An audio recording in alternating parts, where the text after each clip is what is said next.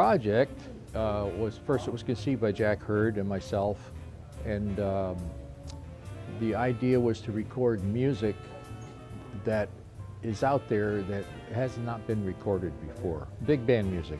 We were having lunch one day and we decided, why don't we put a little project together? And you know, we both contributed with talents and everything else to put it together, and we're using his arrangements and my arrangements. So it's the best of Bill's and the best of Jack's, and we put it together and we're creating some CDs. So that's how it initially started, was over lunch, and I said, I've got this idea, and said a few things, and then Bill said a few things, and next thing you know, we found out we were on the same page. So Jack has a collection that he's put together over the years, and of course I write a lot of music. I mean, I arrange a lot of music, so it was an opportunity to record not only things that he had, but things that I have. And we had the option of going to a major city like Orlando or Atlanta or Miami and hiring local players in those places. I said, no, let's do it here.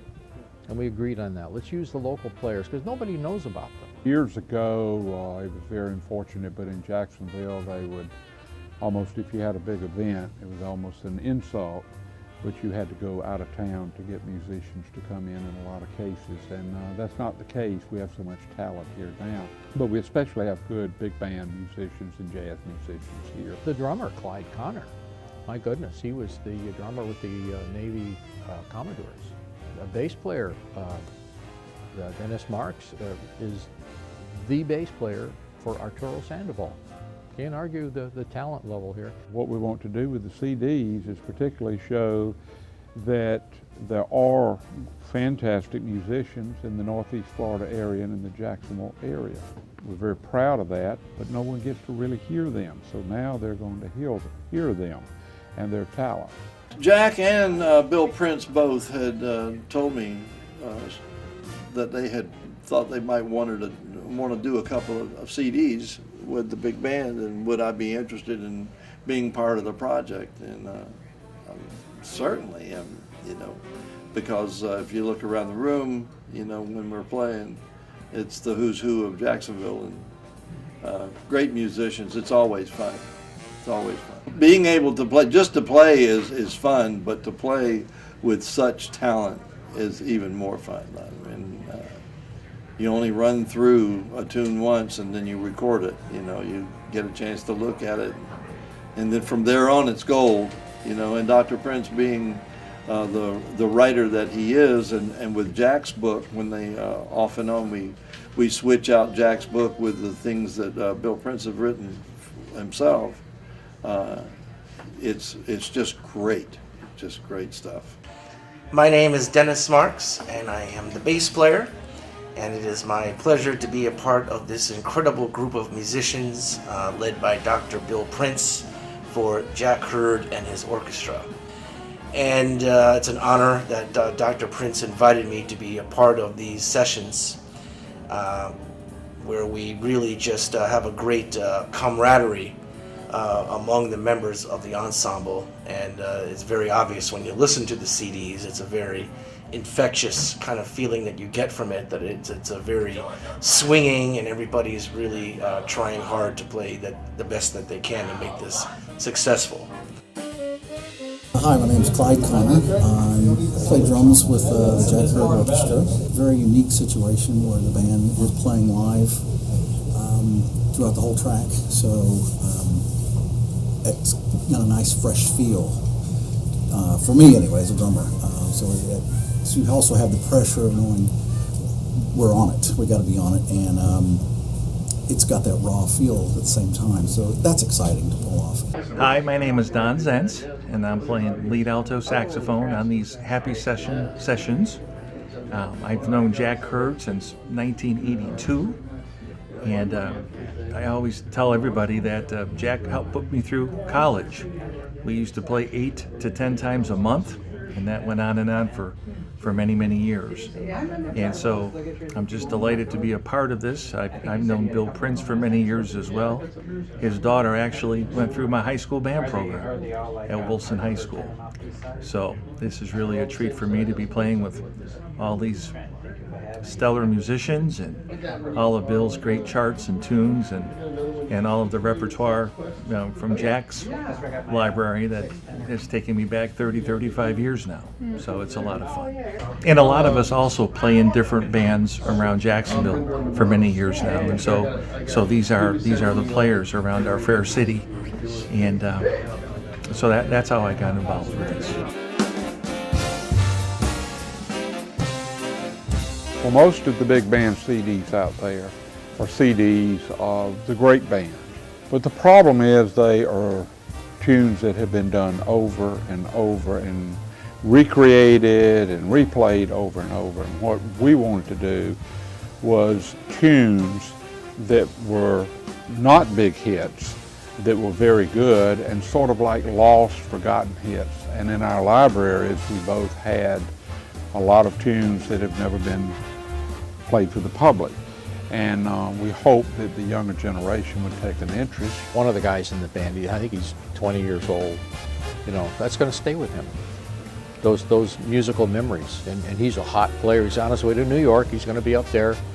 And this will influence him, I'm sure. This stuff should never die. It should never die. It really doesn't. When I toured around the United States with the Air Force Band, there are a lot more people that liked the kind of music that we're playing than you would imagine. We used to have what they call senior proms up in the Maryland area and DC area, where we would invite people to come out and dress like they did on their senior proms, and it's the older generation. And to get their ladies a corsage, and just have a lot of fun playing the old big band sound. I don't think, as a lot of people will tell you, I don't think it's going to come back at all like it was. Nothing ever does. But it should have a place in the area of good music.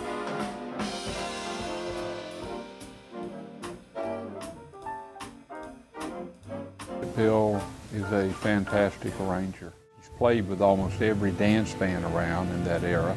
He was born in a musical family. He was from Detroit, Michigan. His father had a band and was also an arranger. We've played together on the band. Bill has played for several years, and that's how we got to know each other. Dr. Prince and I go way back. Actually, when I was a baby, he came to my house and had to borrow my crib from my family. So we go all the way back to the 60s. He knew my father, Dr. Prince, did gigs with my dad, who played piano. And so I've always had a connection with Dr. Prince, and I was delighted when I moved up here that he was one of the professors at the school I teach at, University of North Florida. Bill was a legend, we had heard about it, and we used to do all these conferences for the National Association of Jazz Educators, and then it became the International Association of Jazz Educators, and the band The Airmen of Note used to be featured at these conventions, and Dr. Prince was always around somewhere, and we had known of Dr. Well, he was also in the Buddy Rich band back in the heyday in the 60s, and he was also in that NORAD band I mentioned. He was there in the United States Army with a bunch of really legendary musicians, and himself being one of those legends of music. And when I got back here, I moved back home in 2002, and Dr. Prince was here at the school at the University of North Florida, and had a chance to do a lot of working with him with the St. John's River City Band when it was still active.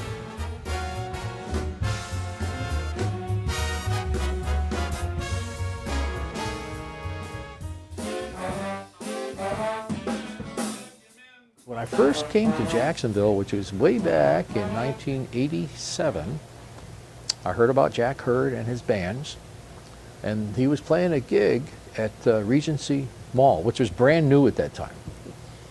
And so I went over and I heard the band. Jack was a very active band leader and had things going on in this area. Then eventually I got to play with him as a sideman, did a number of gigs. He's a great guy, everybody knows that. The musicians love him. And now he's, in a sense, he's paying back, you might say, by with this opportunity for all these great musicians to play and just to store some music that everybody should have access to. Jack, when I moved to Jack back home in '02, someone said, "Hey, we need a trombone player to come up to Amelia Island, and it's the Jack Hurd Orchestra, and you'll have a great time." And lo and behold, went up there and had a great time. Jack was a heck of a band leader, and he had a real good book, and we just had fun. It was so that was that long ago, yeah. When we started putting this together, I said, there's only one piano player, who's going to work in this environment. And so we got Bob to come on down, and he played with the Les Brown Band. And he's played with, God, everybody. So he was perfect for this thing. Bob Alberti is also a part of putting all this together, and his contributions, he's quite well known. He started off playing with the Charlie Spivak Band in the early 50s, and Bob later on was with Mitchell Ayers, and he went into studio directing. He was the director of a lot of things. He was on the Tonight Show Band for many years. Bob is also was the pianist for Bob Hope for many years. He's just a very, very interesting gentleman, and very talented. And we're just so, Bill and I both are just so proud to have not only his friendship, but to also have his talents. And he is just one of the finest pianists that's around. Well, I don't know if this project really is any different than any other studio call that I have done. It's a matter of coming in, sitting down, opening a book, looking at music and sight reading it, and having to decide instantly whether it deserves this kind of a background or that kind of a background, and be ready to play whatever has to be played. It was all part of being in the studios, where in the course of a day I would be on a variety show back in the 1960s, 1970s, and we could have anything. We could have an opera singer come in, throw a part in front of me, and I had to play it. We would have one of the Motown groups, Diana Ross and the Supremes, come in, and I had to know that style so I could sit down and do that. And then we'd have a circus act with the Elephants, and they would come in, and you'd have to be looking at European music, which is different than our music because they use what they call movable do. Everything is in solfeggio. It won't give you a note. It'll say do, re, mi, 7, do minor 7, re 7, C, whatever it might be. So that you have to translate that. And so you just, over many years, you have to be ready to play whatever is thrown at you. Right now, people don't know this, and most of them really don't care. I was talking to Bill Prince earlier, and what I was saying is people today don't listen to music, they listen to lyrics. If you get somebody 30 years old, and they're sitting in a restaurant, and I sit down and I play My Funny Valentine, they don't know it's a Valentine song because I'm not singing it. Right. And if you think in terms of those parameters, music itself is not appreciated because it's not being sung. And all those great masters of Cole Porter and George Gershwin, Harold Arlen, Richard Rodgers, over the 50 years, the best 50 years of music, most of them are not known by today's generation. And the generation that appreciates it is either long gone or on the way out, or they can't drive at night to come out and hear what I'm playing. So that's the other problem. And I just figured, I've had a good run in this business, and it's time to say, let the new guys take over and do what they're doing. It's been fun to do the project that we're doing. Couldn't think of a name and came up with the name Happy Sessions. And that's what they are. They're sessions, recording sessions, and they're happy. And as long as they continue that, why not enjoy it as long as we can? Well, I really appreciate the fact that they would even think to invite me to be part of this group. It's quite an honor, it really is, and to have Jeff being the engineer. I've worked with him with the St. Johns River City Band, and it's just a great fun time. So these are indeed happy sessions for many of us because, you know, with the changing of the times and such, a lot of us don't get to do this together as much. And there's something about a real team spirit when you're playing big band music. And so I think the title of this project is very appropriate, Happy Sessions. I know I've been looking forward to this for months now. And I have thoroughly enjoyed the last 2 sessions that we've done. And I hope that we keep doing these periodically because, like I said, a lot of us don't get to do this as much, or if we do, it's not necessarily with this configuration of personnel. So a lot of us are very good friends, and there's something very special about making music with friends and people you've known for a long time. I love doing these, and I hope that we're going to get to do a lot more. And it's always a very fun gathering of great musicians to make beautiful music. We would also like to sell them, and the profits would go to a charity, and we selected the Shriners Hospitals for Children. And as you know, that is a fantastic philanthropy that's been here, probably one of the oldest around. It gives all of us something to look forward to and to use our talents towards. All of us are leaving what everyone desires, which is a legacy.